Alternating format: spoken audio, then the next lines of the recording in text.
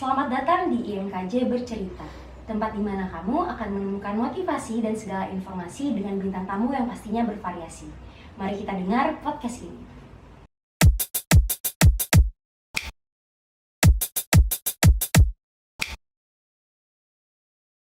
Halo kawan-kawan IMKJ semuanya, perkenalkan nama aku Sabrina Erika, biasa dipanggil Erika dari Ilmu Kesehatan Masyarakat Angkatan 2020. Nah, hari ini kita bakal kedatangan bintang tamu yang pastinya luar biasa nian, karena untuk hari ini kita mengusung tema #Budak Rantau. Nah, penasarannya nggak sih siapa sih bintang tamu kita hari ini? Yuk langsung baik kita ngobrol-ngobrol langsung dengan kedua bintang tamu yang luar biasa hari ini. Oke, nah hari ini kita bakal kedatangan kedua bintang tamu yang luar biasa nian, kawan-kawan, karena di sini ada Hafiz dan Ica. Boleh dong sapa dulu nih kawan-kawan IMKJ yang udah nonton IMKJ Bercerita kita pada episode 1 kali ini. Halo, aku Ica dari Fakultas Ilmu Keperawatan Angkatan 2021, asal aku dari Manjusan Cendekia Jambi. Halo kawan-kawan, perkenalkan nama aku Hafiz Sabriananda dari Teknik 21, jurusan Teknik Lingkungan dari SMA 1 Tanjung Jabung Barat. Oke, di sini ada Hafiz dan juga Ica. Jadi di sini kita santai-santai ya guys. Karena di sini kita bakal sharing-sharing nih, karena kawan-kawan kan angkatan 21 dan juga baru jadi anak rantau ya sih, baru ke Padang gitu.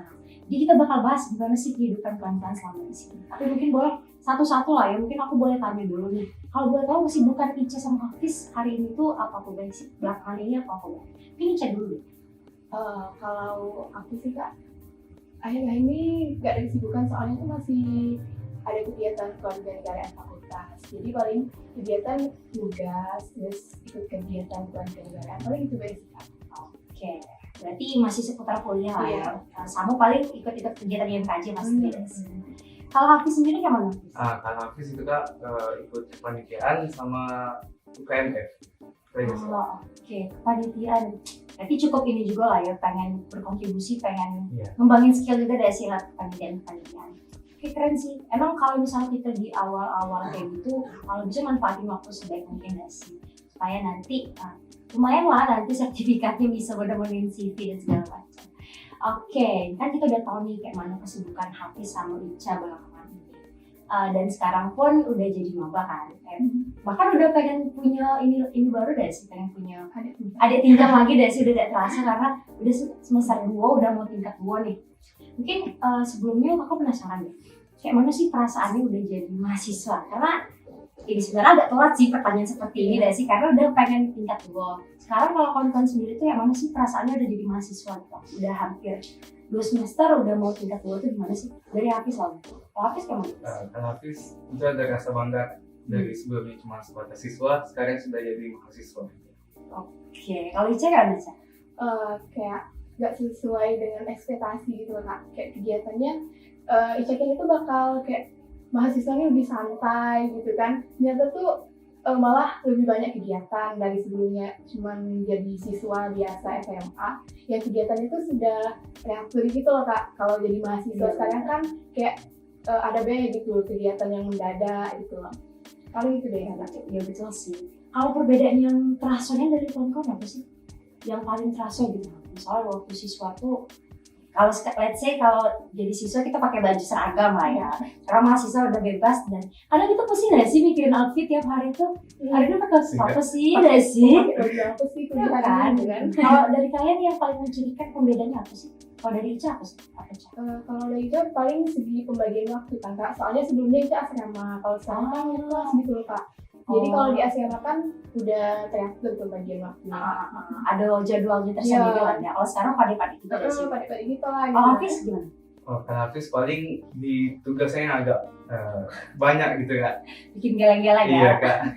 Biasanya tidur jam 10, jam 11, semenjak kuliah jadi mungkin jam 2, jam 3 gitu Kak. Iya sih, benar. Tapi enaknya nggak ada, kadang ada enaknya, ada enaknya juga deh sih, apalagi kalau kelas yang agak jauh gitu loh jadwalnya. Kadang kita udah capek siap-siap, balik lagi ke kos, terus balik lagi ke kampus. Terus sih sama itu yang kayaknya semua orang rasain deh sih waktu jadi mahasiswa di tingkat pertama, apalagi penyesuaian juga dari kita dari siswa biasa ke mahasiswa. Kan sering banget deh sih. Kita sekarang mahasiswa tuh udah ada label mahalnya gitu, itu seringnya diomongin orang-orang. Oke. kan ini udah jadi mahasiswa nih dan sekarang alhamdulillah keterimanya di UNAN gitu. Kenapa sih milih UNAN? Aku penasaran. Kenapa sih kawan-kawan tuh pilih UNAN dan kenapa pilih jurusan? Ica, kenapa Ica pilih UNAN dan kenapa pilih Ica farmasi? Ica keperawatan nggak sih? Iya. Nah, kenapa Ica pilih jurusan itu dan UNAN gitu? Kalau Ica sih kenapa milih UNAN tuh Kak? Ica tuh pengen merantau, cuma nggak pengen jauh gitu loh Kak. Oke. Jadi kan pengen sekitar di Sumatera Barat gitu. Terus pilihlah yang mana gitu nah kan universitas yang bagus di Sumatera. Udah pilih UNAN. Terus kalau pilih jurusan sebenarnya tuh bukan pilih keperawatan Kak, itu jalur mandiri keperawatan. Jadi SBM itu kemarin nggak ambil keperawatan. Cuman karena bukan rezekinya di SBM, jadi ngambil mandiri keperawatan. SBM kalau boleh tahu ngambil apa Mbak? Kedokteran kemarin Kak, cuma nggak lulus. Oh iya sih, pokoknya jurusan keperawatan, kesehatan masyarakat pasti kawan-kawan aku juga kan aku dari Kesmas gak sih? Pasti kayak aku kemarin tuh ngambil kedokteran, tapi itu ya ada dapat gitu. Makanya mereka mengalihkan banting setir gitu, ada ke biologi, ke Kesmas, dan ke keperawatan bener sih. Tapi emang jalannya gak sih? Iya, emang sudah takdir. Bener. Mungkin mudah-mudahan dikasih yang terbaik gak sih kalau jalan. Kalau Hafiz, kenapa UNAN dan kenapa jurusan? Kalau sedikit cerita ya Kak, sebelumnya itu Hafiz lulusnya di Unsur sama di UNAN. Nah, kalau untuk di Unsur itu jurusannya teknik pertanian. Kalau di UNAN teknik lingkungan. Nah, kalau dibandingkan akreditasi jurusannya sama prospeknya lebih menjanjikan yang di UNAN ya. Jadi lebih memilih. Oh, teknik lingkungan yang di UNAN sih. Berarti dari SMA tuh udah prepare untuk aku mau masuk teknik deh sih. Yeah. Oh, ada keren sih. Kalau aku sih emang dari SMA kayak aku udah mau teknik, udah mau belajar fisika, kimia, nggak mau. Aku kayak milih jurusan apa ya, udah belajar fisika dan kimia dan segala macam yang hal-hal kayak gitu. Kayak keren sih kalian. Udah masuk farmasi dan sorry kok farmasi terus sih nih, muka-muka farmasi kali deh sih, keperawatan dan teknik itu. Oke. Kenapa dari di UNAN udah tadi, kenapa jurusan itu juga udah. Nah ini nih kan berarti kawan-kawan, kalau aku kan baru belajar offline itu di semester 4 ya sih. Kalau kawan-kawan tuh udah semester 2 tuh udah offline, jadi tuh tidak selama anak 20 udah sih yang emang 3 semester kami tuh online. Tapi teman-teman kan juga sempet nih nyicipin kayak mana sih pembelajaran online, kayak mana pembelajaran offline. Kalau dari kawan-kawan sendiri ya, apa sih bedanya dan apa ada enaknya sih belajar online dan belajar offline? Kalau Hafiz dulu. Tentunya lebih enak yang offline karena kalau di offline itu bisa ketemu sama teman-teman, terus abis kelas bisa main sama teman, ikut kegiatan-kegiatan dari kampus. Terus kalau online itu sekedar bangun, buka laptop, terus join Zoom atau MS Team, terus selesai tidur lagi. Iya, benar. Udah ada yang berbekas lah, ada memorable-nya gitu. Karena sama gue setiap hari kita tengok tuh monitor dan kadang sering gak sih kalian kayak ketinggalan tidur gitu loh, tertinggal tidur gitu loh laptopnya kayak. Karena kita bosan gak sih, kita sendirian dan kadang off cam pula. Kalau dosen off cam kan kadang orang-orang off cam gak sih, jadi kadang ketiduran. Kalau Ica sendiri gimana Ica? Kalau Ica dibanding offline sama online sama sih, sama kayak Hafiz Kak. Lebih enak offline, soalnya tuh kita bakal ketemu kawan-kawan baru kan Kak. Terus apalagi kayak kita tuh lebih mudah ngerti juga apa yang dijelaskan sama dosen dibanding kita lihat di laptop gitu kan Kak. Terus cuman kalau online kayak lebih waktunya tuh lebih praktis gitu loh Kak.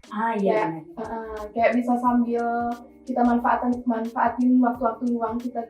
Kalau offline kan misalnya kita kuliah jam 8, nanti kuliah lagi jam 11 gitu loh Kak. Ada jeda waktu sejam misalnya gitu kan Kak. Iya benar. Nanti kalau online tuh kita masih bisa nyambil gak sih kegiatan yang lain yang bisa kita lakuin. Kadang lagi kelas pun nyambil nugas gak sih? Pernah di kalian kayak gitu?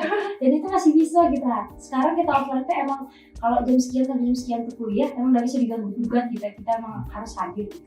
Cuman kalau offline ini lebih fokus gitu lah Kak. Iya benar sih.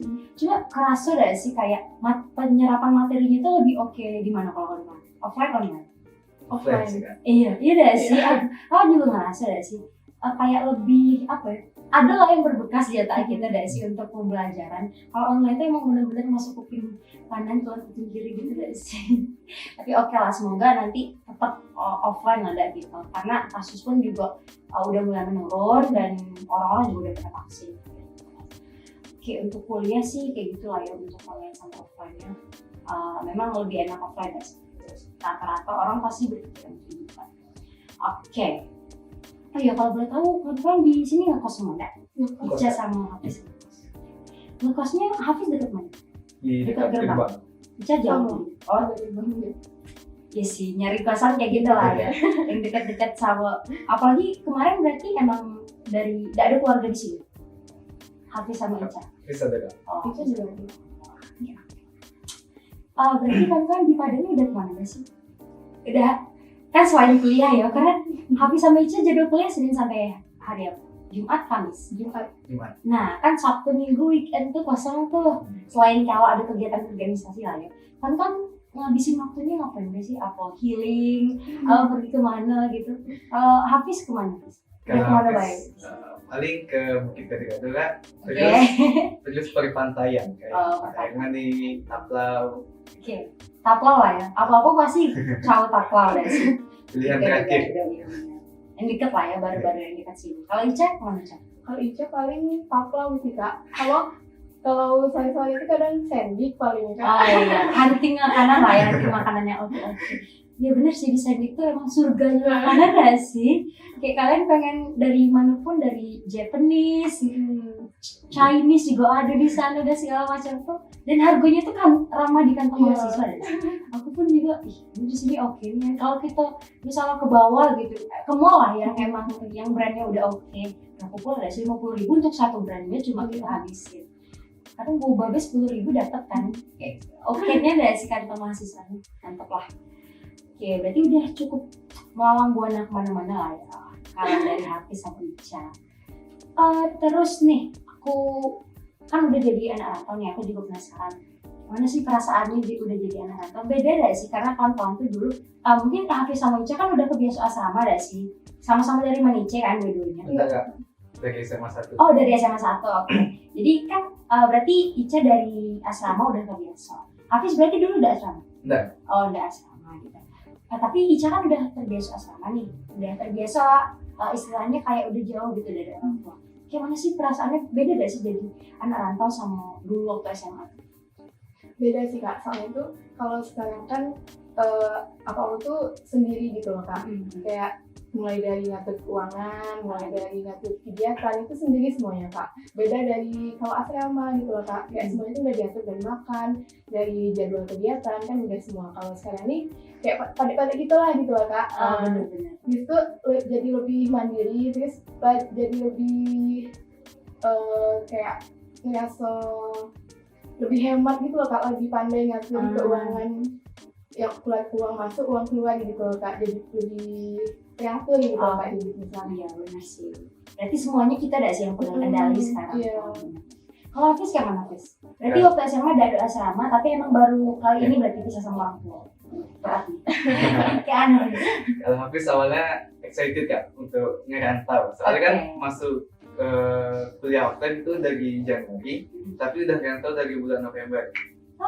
Berarti waktu kuliah online kan udah di sini. Udah di Padang. Sangat bersemangat ya kakak satu ini. Jadi Dan di kos ya kaget kak. Oh. Jadi kayak makan harus siapin sendiri, cari sendiri, terus bangun biasanya dibangunin, sekarang bangun sendiri. Iya, benar. Mungkin itu sih kak. Ya, yang paling kerasa tuh kalau cari makan gak sih, kayak biasa kalau kita makan di rumah tuh tinggal tinggal ke dapur, buka tudung, ada makanan. Sekarang ini kalau jangan kan itu belum masak rice cooker ya, itu kita anak sendiri deh sih, kita masak sendiri dan segala macam. Ya sih benar itu terasa nih sih. Biasanya siap jadi beda sih kak. Iya, biasanya siap jadi kita siap makan. Dan paling terasa sih, kalian kan udah pernah belum sakit di sini? Udah kak. Udah belum tidak? Itu kerasanya gak sih? Kemarin kakak juga sakit, aku juga sakit kan. Dan itu emang aku ngerasa kayak titik terendah aku sendirian, gak ada orang tua gak sih, dan pengen nangis gak sih sakit sendirian di rantau tuh emang sesedih itu. Hafiz kalau ada tuh waktu sakit, ada perasaannya? Kayak pengen pulang aja gitu kak. Soalnya kan di kos juga sendiri kak. Benar. Gak ada siapa-siapa gitu. Kayak, iya aku kayak mana, apakah aku bakal baik-baik banget sih di sini karena aku sakit. Sumpah itu emang benar-benar itu sih titik terendahnya tuh waktu sakit sih. Berarti Ica alhamdulillah belum pernah sakit ya soalnya. Jaga kesehatan lah ya yang paling penting. Oke. tadi kita udah keliling nih, kita udah bahas-bahas tentang Unan, terus kita udah bahas kayak mana kehidupan kawan-kawan di sini. Mungkin ini nih, aku penasaran juga. Kan di sini kita beda culture ya kawan-kawannya.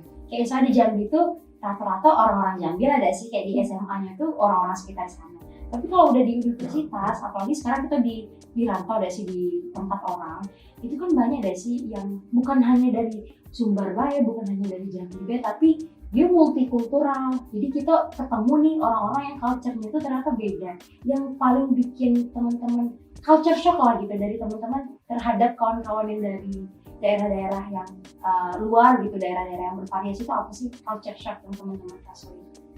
Dari Ica ya mungkin. Kalau Ica, kan Ica kan kebetulan di kos Kak. Di kos tuh dari Aceh, dari Riau, sama dari Jakarta. Mungkin culture shocknya itu sama temen yang dari Jakarta mungkin. Mungkin karena kebiasaan mereka yang kayak di Jakarta mereka hidupnya lebih bebas gitu loh Kak. Sedangkan di kos Ica tuh kayak peraturannya ketat gitu loh Kak. Jadi tuh mereka kayak stres gitu, terus kadang pernah kayak sampai di satu titik tuh mereka jenuh kali ya, kayak sampai kayak kabur gitu loh Kak.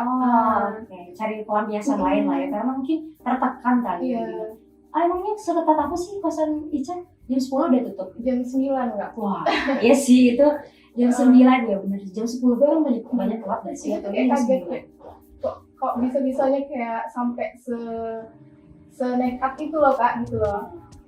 Mungkin selain itu karena dia punya kegiatan di luar juga deh sih, karena ada beberapa kegiatan itu memaksa kita untuk sampai malam, entah itu acaranya deadline bentar lagi atau kayak mana, kadang ya kita harus mengorbankan waktu tidur lah sih seringnya. Kalau Hafiz yang Hafiz culture shock dari orang-orangnya dulu ya? Kalau culture shocknya sih dari bahasa kayak dari yang Sumbar aja itu beda-beda bahasanya gitu. Kayak Lita, kan ada yang Lita Tapar, ada yang Letik gitu. Kalau dari dari segi bahasa kelihatan nggak sih kayak yang dari Sumbar tuh pasti ada accentnya kalau ngomong. Teman-teman yang dari luar Sumbar pun juga kita bisa detect gitu loh, oh ini dari gitu. Kadang secara tidak sadar kita mengkotak-kotakkan sendiri nggak sih dari itunya, dari cara ngomong kayak gitu. Nah, berbicara tentang cara ngomong tentang bahasa, kan di sini kamu kan pakai bahasa apa nih? Bahasa Minang, bahasa Indonesia, dan mungkin bahasa Jambi kan? Bahasa Indonesia kan? Teknik bahasa Minang kan? Oke, tergantung lah ya. Kadang suka ini deh sih, kecampur-campur gitu deh sih. Iya. Karena kan kita nih, kalau kadang sama dosen bahasanya Indonesia, sama orang-orang kawan-kawan Jambi bahasanya bahasa Jambi. Dan kalau Hafiz sendiri di teknik itu bisa pakai bahasa Minang. Suka kecampur gitu deh sih ngomong. Suka deh sih? Jadi Indomie juga ya? Iya kan, jadi Indomie kan. Jadi kayak kadang aku kan kalau ngomong sama orang rumah, sama orang tua tuh kadang malah kecampur-campur bahasa Indonesia, bahasa Jambi, bahasa Minang. Kayak kok jadi gado-gado gitu bahasanya.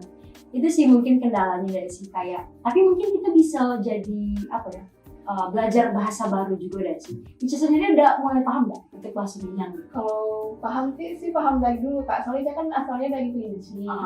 Terus kalau di pasar itu bahasanya bahasa Minang gitu loh Kak. Cuman nggak bisa bawain gitu loh Kak. Oh, pasif lah ya berarti. Yang bahasa Minangnya pasif, ngerti cuma ngomongnya tuh takut gitu ya sih, kayak bener lah ya. Kayak bahasa Inggris lah, ada rata-rata orang masih kayak gitu. Kalau tadi culture shock dengan kawan-kawan, kalau culture shock dengan daerahnya sendiri kayak mana guys? Karena beda ini, kayak aku beda sih, misal dalam bulan puasa ini, kalau di Jambi misalnya, di Jambi itu kan kalau takjil tuh sebanyak itu loh guys, kayak empek-empek, lenggang, dan itu tuh ya tau kan yang di kampung kayak gitu. Terus aku lihat di sini tuh kayak nggak sevariatif itu gitu loh takjil. Kalau dari kawan-kawan, apa sih culture shock di daerah sini gitu? Dari Padang sendiri, dari Sumbar tuh apa culture shock? Kalau Ica kan? Kalau Ica dari segi itunya sih Kak, suasana puasa gitu Kak. Soalnya tuh kalau di daerah itu tuh kalau terutama pas tarawih gitu loh Kak, kayak meriah gitu lah sih Kak, kayak rame. Terus di sini kan kebanyakan Muhammadiyah Kak. Terus kalau di Jambi kan NU gitu loh Kak. Jadi tuh kayak culture shocknya tuh pas itu sih Kak, pas ibadah gitu loh Kak. Kayak biasanya kayak contohnya terawih kan 23, kalau di sini kan 12 gitu Kak. 11. Kalau Hafiz ya kan Hafiz? Kalau Hafiz, kalau teksturnya itu dari jarak sih kak. Kayak kalau waktu di Jambi kan di Tungkal itu kan kotanya kecil kak. Kayak 20 menit sudah bisa ngutarin satu kota. Sedangkan di Padang tuh baru 10 menit baru sampai bypass gitu kan. Ih sumpah bener, itunya nih aku rasain gak sih. Jadi pertama kali kalian di sini mikirnya simpang bypass sejauhnya gak sih? Iya. Tapi makin lama tuh kayak simpang bypass. Padahal dipikir-pikir kalau kita bandingkan dengan di Jambi itu jauh itu Iya. sebenarnya. Apalagi kita ke Papua, itu jauh loh sebenarnya. Tapi kayak makin kesini makin kebiasa. Ini udah dekat lah. Papua udah deket. Kalau di Jambi tuh kayaknya dari bypass tuh nyampe pasar lah. Kalau dari tempat aku ya. Kalau dari tempat aku tuh kayak udah nyampe WTC gitu lah. Emang sejauh itu, dan itu pun emang jauh, dan biaya Gojek pun jadi mahal lah sih karena sejauh itu. Itu sih Kak kendalanya kalau dimakan lewat Gojek. Nah iya bener. Nah iya, kalau misalnya Gojek tuh seringnya gak sih kayak misal ada promo, kadang makanan kita tuh udah kepotong gitu loh harganya sama promo, malah ongkirnya gitu lah kepotong saking mahal. Lebih mahal ongkirnya dari makanan itu Kak. Aku nangis gak sih kayak mana jauh, misal kita pengen kayak yang brand-brand misalnya ayam-ayaman gitu atau boba-bobaan, karena kan dia emang ada di pusat kota, sedangkan kita mungkin agak ke atas, agak ke pinggir kota dan sih. Dan itu tuh wah, bikin menangis sih emang harus sharing gak sih kita kalau misalnya mau beli itu emang harus sekalian, jadi tidak berat nian untuk ongkirnya. Bener sih, itu salah satu culture shock juga di sini sih. Berarti kawan-kawan sekarang angkatan 21, next udah angkatan 22. Apa sih plan kedepannya teman-teman mau ngapain sih? Kalau Hafiz, plan kedepannya mau ngapain sih? Dan kedepannya mungkin dilanjutin sekarang aja sih kak. Lanjutnya sekarang. Berarti yang sekarang udah join organisasi di Prodi atau di fakultas? Di fakultas. Apa tuh? Kemarin baru ikut EDC, Engineering Research dan Development Club. Terus ada juga SRI. SRI itu apa? Itu Sociality Renewable Energy, kayak kelompok yang bahas tentang energi baru dan terbarukan. Berarti itu masih lingkupnya keilmuan lah ya, Yeah. keilmuan gimana prodi kita. Ya bagus sih, bisa kita lebih improve juga deh sih, kayak mana pemahaman dan skill kita di keilmuan yang kita ambil gitu kan. Kalau Ica sendiri, Ica udah join organisasi belum? Kalau itu belum Kak, soalnya itu kan masih kegiatan kewarganegaraan gitu Kak. Kewarganegaraan berarti kayak pengkaderan gitu Iya, ya? Kak. Sih. Lebih lama Kak, soalnya dari sebelum angkatan sebelumnya gitu loh Kak. Kayak dari semester 1 sampai sekarang tuh masih lanjut kegiatannya Kak. Jadi mungkin kedepannya Ica plannya bakal ikut organisasi, lebih nonton jadi ke organisasi. Paling itu sih Kak plan kedepannya. Pengen ikut organisasi berarti. Organisasi apa tuh? Mau di fakultas, prodi, atau mau di atas kalian? Kayaknya di fakultas dulu sih Kak. Kayak band, Iya. gitu-gitu lah. Oke sih. Keren sih teman-teman. Pokoknya udah siapin plan dari sekarang untuk gimana ke depannya, karena kawan-kawan kan ada, Hafiz kan baru ikut OR nih, Ica belum ada OR karena masih Udah ada sih Kak sebenarnya. udah ada. Cuman karena kayak takut tabrakan gitu loh Kak jadwalnya. Bener. Kita harus kenal dulu lah ya, Iya. kayak mana lingkungan yang baru. Kan. Mungkin itu dulu deh sih untuk yang kayak mana kehidupan kampus. Nah mungkin aku mau tanya pertanyaan pamungkas nih. Pertanyaan pamungkas. Karena nih lihat ya dari bajunya, tapi aku udah IM kajiannya dah sih, udah IM kajiannya. Jadi aku penasaran nih, kawan-kawan pertama kali tahu dengan IM kaji itu kapan sih? Dari siapa ya? Dari Hafiz Ya, deh. itu pas saya yang apa? PDKT. PDKT kak. Waktu kita di BC ya. BC. Berarti tahu dari situ. Iya dari situ. Tapi sebelumnya joinnya taunya dari Instagram atau kayak mana? Dari kawan sih kak. Soalnya Oh. belum tahu ikut kaji gitu. Oke, belum tahu ya Belum ternyata sampai ada informasinya. himpunan mahasiswa Iya. yang dari daerah Jambi. Kalau Ica lah? Kalau Ica mungkin agak telat ya Kak. Oh. Ica taunya dari pas acara wisudahan gitu loh Kak. Oke. Berarti waktu kita PDKT di BC, Ica belum tahu? Belum tahu Kak. Taunya dari mana tuh, Ica? Tahu dari alumni. Emang ada kenal alumni. Iya. Berarti. Oke, itulah berarti pentingnya kita berkomunikasi, pentingnya kita buat networking, jejaring kayak gitu deh sih, karena dari situ kita bisa tahu informasi-informasi. Oke, berarti kawan-kawan udah tahu dari IMKJ itu banyak lah ya sumbernya, ada yang dari kawan, ada yang dari alumni gitu. Nah sekarang kan udah di IMKJ 21 nih, dengan kawan-kawan yang dari Jambi ini udah pada kenal gak sih? Udah.